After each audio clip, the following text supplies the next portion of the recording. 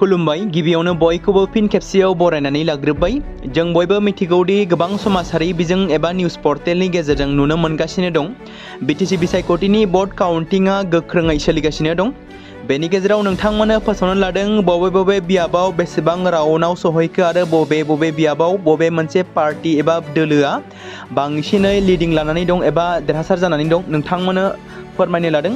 दा गिबियाव नोंथांमोननि गेजेराव फोरमायग्रोनो लादों 9 नं बनरगाव बियाबनि थामथि राउन्डनि फिथाइ बादियै UPPL दोलोआ लिडिं जानानै दं, जेराव UPPL निफ्राय मोननो हादों 4388, BJP निफ्राय मोननो हादों 3017 आरो BPF निफ्राय मोननो हादों 4100। बेनि उनाव UPPL आ 2088 नि गेजेरजों लिडिं जानानै दं।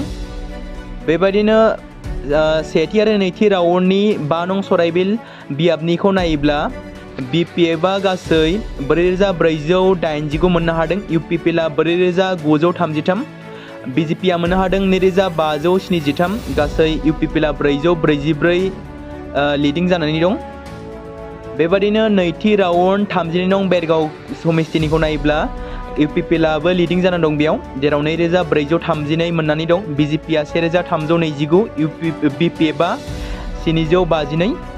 बेबादिनो 3 नं श्रीरामपुरनिखौ नायोब्ला सेथि आरो नैथि राउन्डनि फिथाइखौ नायोब्ला BPF आ गासै मोननो हादों 11238, UPPL आ मोननो हादों 3921, जेराव BPF आ बेयाव 7317 लिडिं जानानै दं।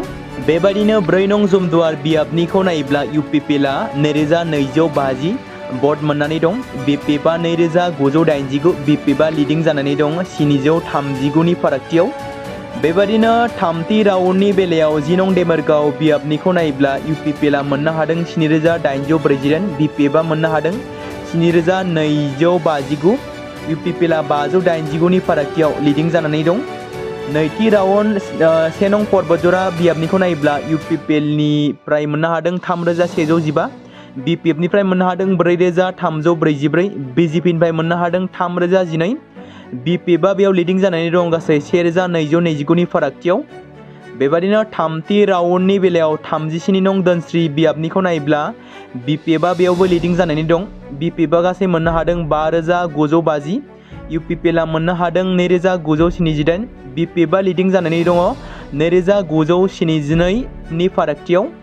बेबादिनो 37 नं खैराबारि बियाबनिखौ नायोब्ला थामथि राउन्डआव UPPL आ 1298 मोननो हादों, BPF आ 1511, BJP आ 1349, बेयावबो BPF आ लिडिं जानानै दं।